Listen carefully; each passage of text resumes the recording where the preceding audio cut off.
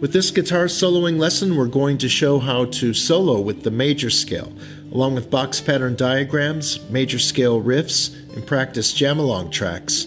We're going to cover it all with the step-by-step approach. And when it comes to soloing, the major scale can be described as having a sort of pleasant or happy tone or mood to its overall sound. And what we're going to do with this lesson is we're going to focus on capturing the mood rather than the traditional method of learning the major scale in its chronological do, re, mi order. And how we're going to go about doing that is we're going to focus on learning some major scale riffs, and then we're going to play those riffs along with some backing rhythm tracks to hear how the major scale harmonizes or sounds with backing chords. And in order to do that, the first step is to learn the major scale box pattern. The diagram here shows the major scale in a box pattern form. In a box pattern, it's essentially an aerial view of the scale that goes across the 6 strings. You have the bottom string being on the far left and the top string, or the first string, being on the far right. The finger numbers you fret the box pattern with are shown in the circles. And we're about to play this pattern in ascending and descending order. And you're going to find that all the notes played from this next section are going to fit within this box pattern. But as a first step, we wanted you to visualize the pattern. It just makes it a little bit easier to learn when we start playing it. We'll start by placing our first finger on the bottom string, 6th string, 5th fret. And if we sync up to the tab, we'll see the 6th string, 5th fret, and also the number 1 below the number 5.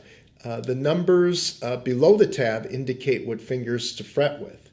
And with that, let's play the box pattern in ascending order. We're going to go 1 string at a time, starting with 5, 7. I'm calling off the fret numbers. 5, 7 on that bottom string. And then we'll do the same thing as we shift over to the 5th string. So 5, 7, 5, 7. Then we're going to go 6, 7 on the 4th string. A couple things to keep in mind as we move up the box pattern.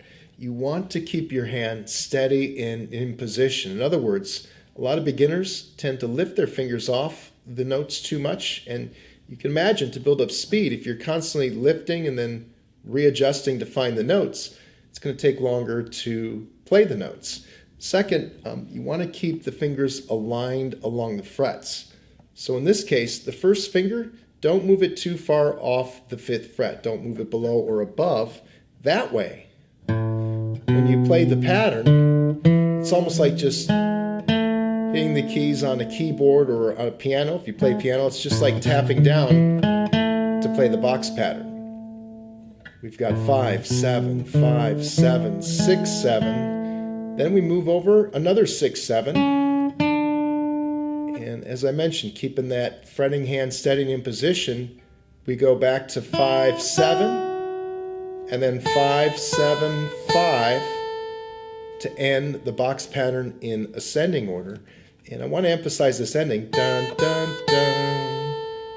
Kind of helps, hopefully it helps you to hear that sort of happy, pleasant sort of sound when the box pattern is played on its own. Let's play it from the beginning. We'll do 3 walkthroughs. We'll gradually build up the speed. 1, 2, ready, go. 5, 7, then 5, 7, then 6, 7, then 6, 7, then 5, 7, then 5, 7, 5. Now we're going to build up the speed, and I won't call off the frets. 1, 2, ready, go.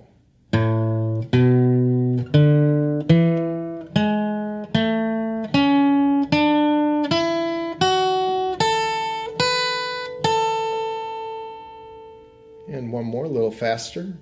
1, 2, ready, go.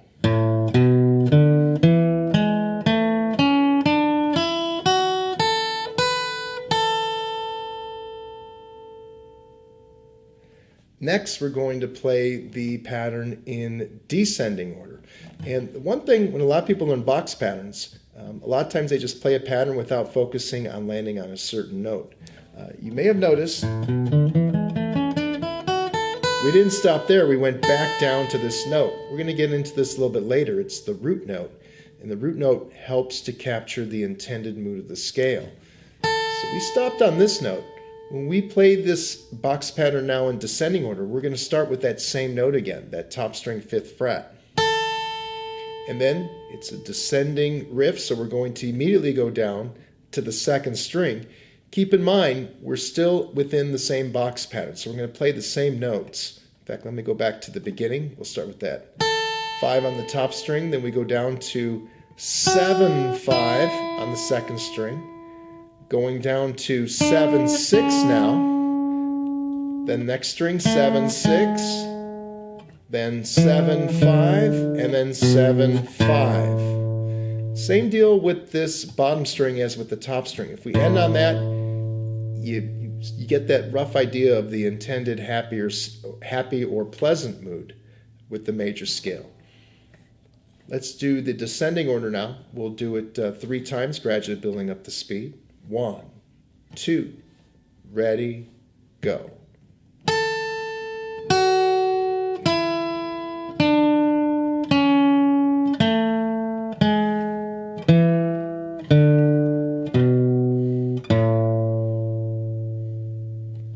Again, a little faster. 1, 2, ready, go.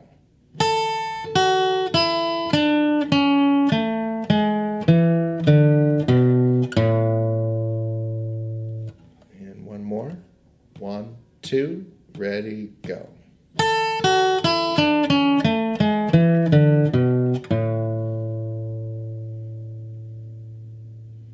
Next, we'll put the ascending and descending patterns together. Here we go from the top. 1, 2, ready, go.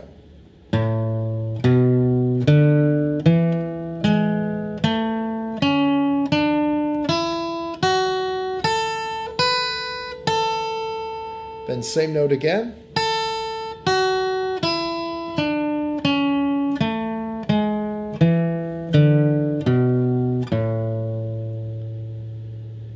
Let's do it again. We'll speed up the tempo a little bit. 1, 2, ready, go.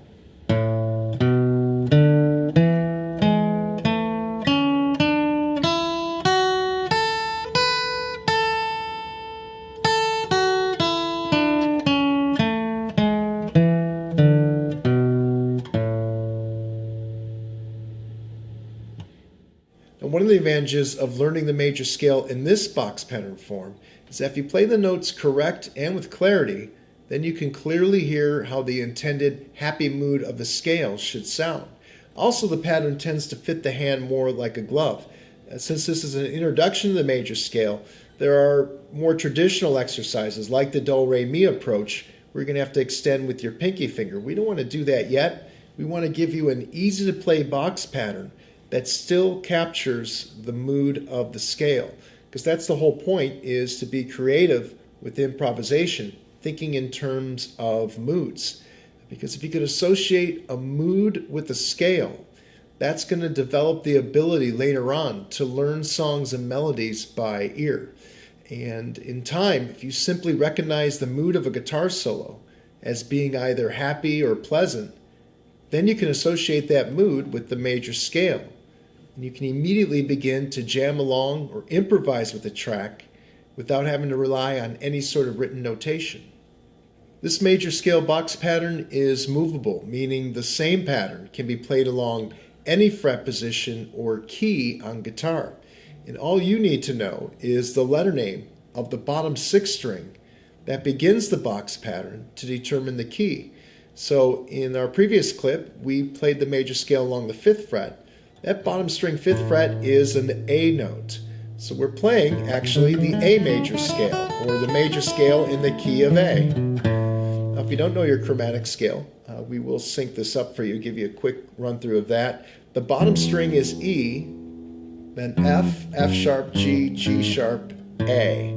So you do need to know your chromatic scale in order to play this in any key. If we were to shift up 1 fret from A, well, you could call that A sharp. Same mood, just a different key.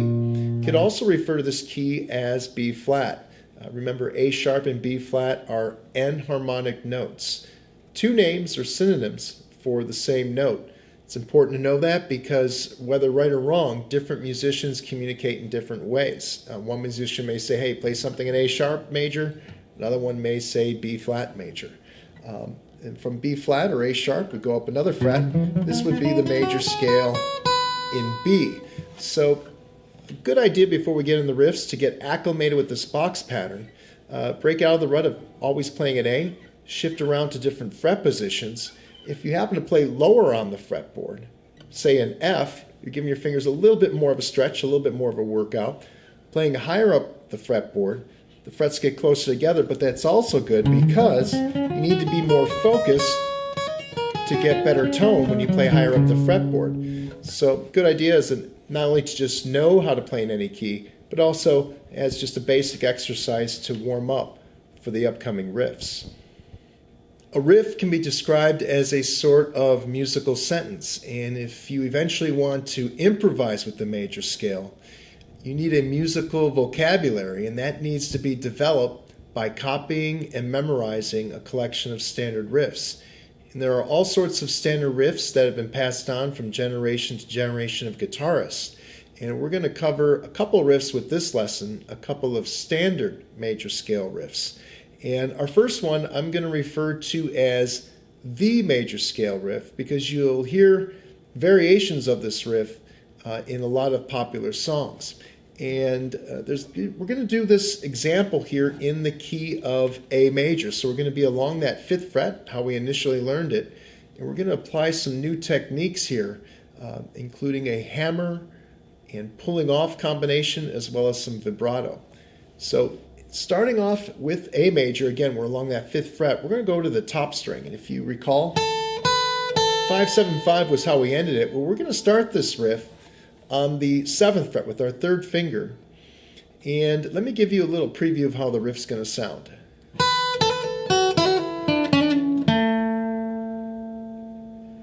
And what that involves, a hammer pull-off combination. We're going to start by playing that 7th fret on the top string just by itself, and then this.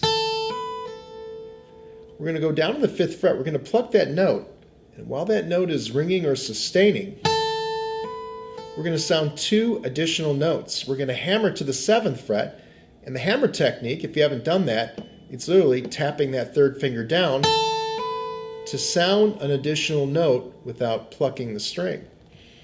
And then, when your fingers get strong enough, that's why we're doing this, it's sort of an exercise as well,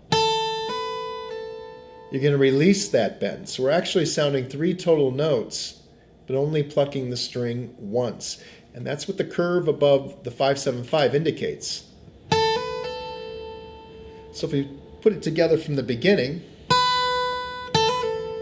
that's what we do on the 1st string. We're going to do the same thing on the 2nd string. And then we're going to go down to the 3rd string. Note how we're staying within this box pattern.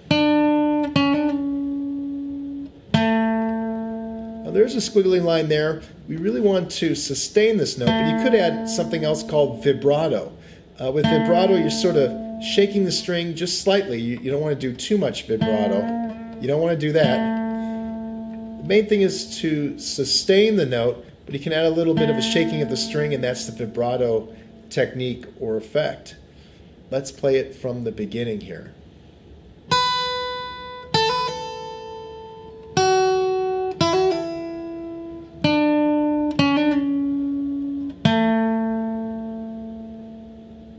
Let's do 2 more runs, just a little bit faster.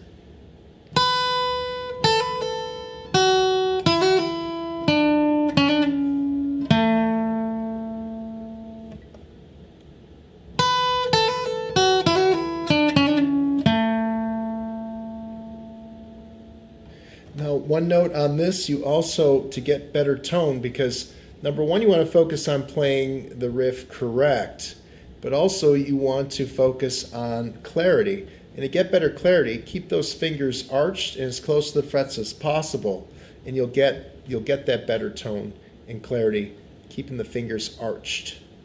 This next riff I'll call the low strings riff. We're going to focus on the lower strings within the box pattern. And with this riff, we're going to go up the major scale box pattern again, but this time we're going to add some slight variations with a hammer and hammer pull-off combo. And here's how the low strings riff will sound.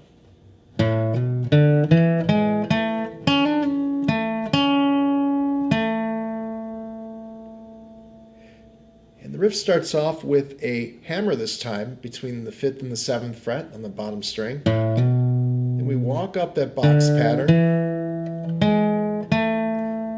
And then we're going to do a hammer pull-off on that 3rd string between the 6th and 7th frets. Then we go back down with our 3rd finger to the 4th string, 7th fret. And then we kind of have that middle finger waiting there because the last 3 notes, boom, bum, bum, 7, and then the 6th fret on the next string, back down to that 7. Let's put the riff together from the beginning.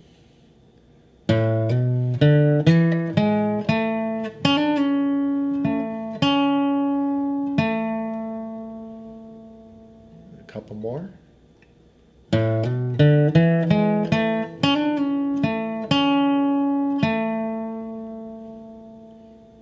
And one more.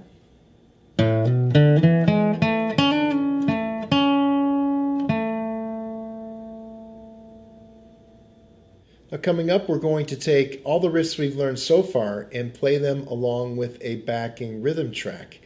And you want to prepare for that. You want to be able to play the riffs correct and with clarity. And the best way to do that is to rehearse a running order of, again, the combined riffs so far. And we started with ascending the box pattern, then descending the box pattern, then the major scale riff, followed by the low strings riff. So let's rehearse that running order a couple of times. Again, that'll make it easier when it comes time to jam along. So here we go from the top, starting with ascending the box pattern. 1, 2, ready, go.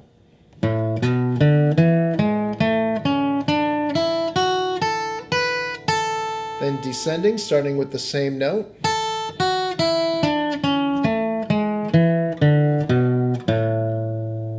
The major scale riff.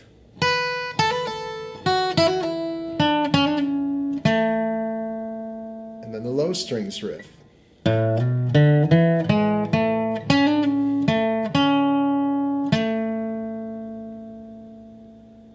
Let's do that one more time. This time I won't be calling off the riffs. We'll just hear how they sound. 1, 2, ready, go.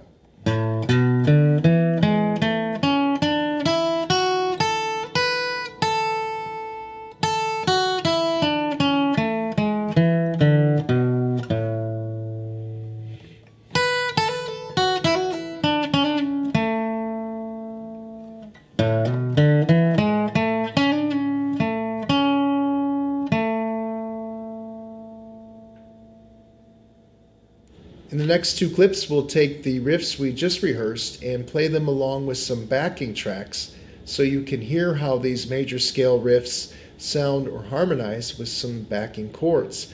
Now, if you haven't done a lot of jamming along with backing tracks before, the backing track can throw off your concentration, especially if you've just learned some riffs. So what we're going to do, we're going to have 2 tracks, but with the first track, there will be a guide solo.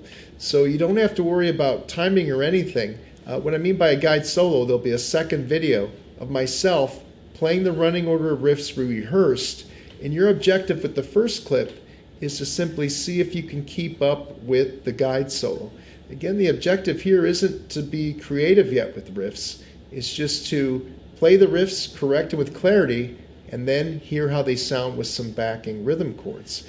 And if you're able to keep up with the next clip with the guide solo, the following clip there will not be a guide solo, and that way you can go through the running order on your own and hear how you sound. You don't have to worry about exact timing because once you can make it through with the guide solo track, you'll have a good idea what to do on your own for the second clip.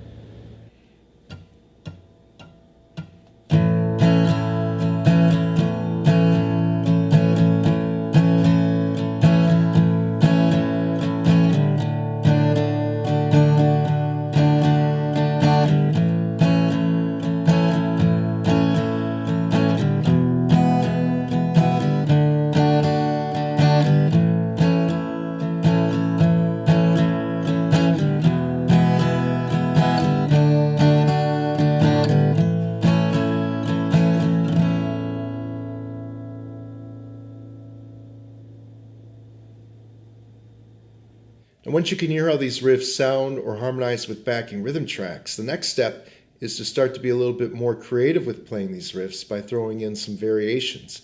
And the most basic type of variation is simply rearranging the running order in which the riffs were played. And we initially covered 4 riffs. That gives us 4 options. And if we had to rearrange the running order with 4 options, that ends up being an old math equation, 4 factorial. 4 times 3 times 2 times 1. There's 24 potential combinations you can have with different running orders with these riffs. Now, of course, you don't want to try out all of them. Some of them won't sound as good as others, but here's one that sort of works. This is a good way to get familiar with or getting muscle memory, developing muscle memory, by navigating that box pattern, but in different combinations. And this one particular running order, we're going to start with descending down the box pattern, followed by the low strings riff,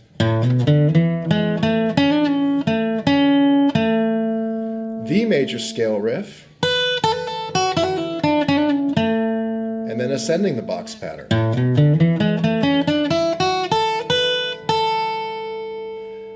Again, you don't want to overdo this, but it is a good option, again, to help develop that muscle memory with the box pattern.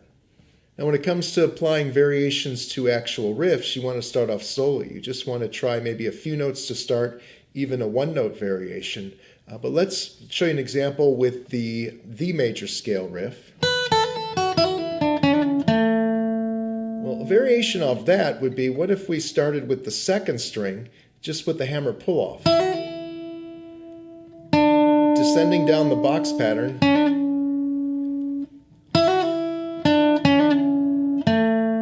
and then ending on that root note.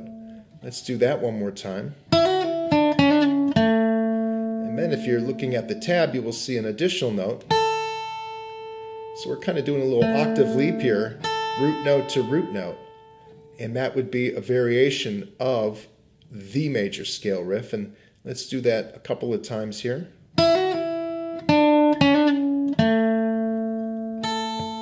You can even hold down that root, let it sustain, third finger and first finger down at the same time. Let's do that one more time.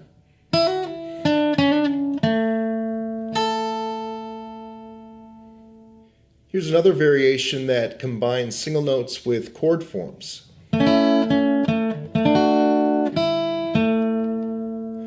And what I mean by chord forms is this is where the box pattern, or visualizing the major scale box pattern, comes in handy for being creative with riffs, because all you have to do is connect your fingers to any note within this pattern and you're harmonizing with the major scale.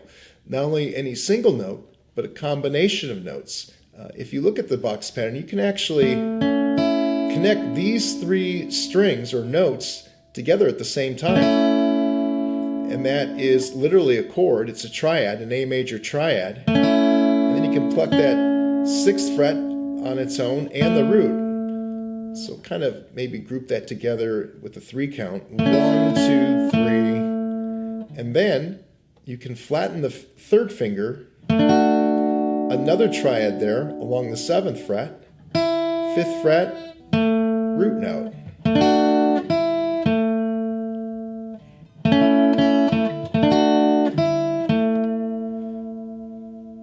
Again, that's a little tricky, but again, it's a complicated riff, but the whole idea is to be creative with coming up with your own riffs. And to start, it's as simple as just visualizing the box pattern and connecting your fingers to the circles or the notes within the pattern. Now, one thing to keep in mind when trying out variations on your own is to still focus on good phrasing technique. In other words, beginning and ending your riffs on the root note. And for most of this lesson, that root note has been A. We've been in the key of A major. Now, remember, the root note focus is what helps establish the intended mood of the scale you're playing. If you played the major scale box pattern, say in A, but you started and ended on different notes other than A, you're not going to capture that happy, relaxing mood. And in fact, just about everything we've done as far as the riffs go has a root note focus. From even playing the basic box pattern, starts with A, ends with A. The descending riff, that's why we stayed on that A note again. We started, it's almost like a separate sentence. Root notes are very much, if you made a comparison to punctuation, they're like capital letters and periods to begin and end sentences. So that's why we ended on the A root note. Then for the next sentence, started it again. Low strings riff. Begins and ends on the root note. The major scale riff doesn't start on a root note, but it ends on one. Even the riff that we just did with the chord starts actually with an A chord. There's an A root note there, A bass note. And there's your root note focus again on the A note. So again, not every riff you try out has to end or begin and end on an A root note, but it's a good habit to fall into to start off. Down the road, when you start jamming or improvising, you won't sound so much like a run-on sentence. You're going to know about stopping and starting, in other words, phrasing properly, and you'll simply sound more cohesive when you're playing along with other rhythm tracks. Now, we mentioned earlier that the major scale box pattern is movable, which enables you to technically play the major scale in any key. Well, in addition to that, all the riffs we just covered are also movable as well. And so what we're going to do now is we're going to change things up. We're going to shift to the key of C. Now, regarding the major scale box pattern, from A on the 5th fret, if we count up the chromatic scale, A sharp, B, C, we're going to be sort of focused now along the 8th fret position.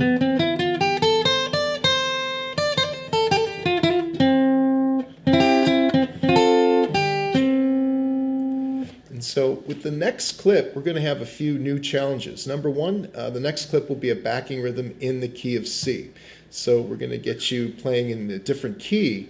But on top of that, compared to the beginning of this lesson where we only had 4 options or 4 riffs that we covered, with the concept of variations now, you have a lot more options on what to come up with when jamming along with the backing track. So this next clip will be in the key of C. It'll be a longer backing track without a guide solo. That way you can try out your own variations. And this is, the objective is to kind of push you more into the creative aspect of soloing. Now, it's a little daunting to do that. You're going to make a lot of mistakes.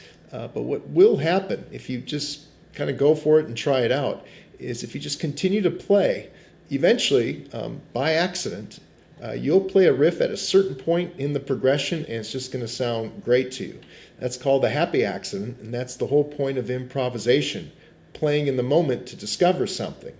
And the only way to get there and to push yourself to be creative and play in the moment is to try out variations and see how they work. So with that, I'll leave up some reminders since there won't be a guide track. There'll be reminders what to do. You can look at that graphic while you're jamming along with the rhythm track. But again, see what happens. And again, push yourself a little bit and try to be a little bit more creative with these variations.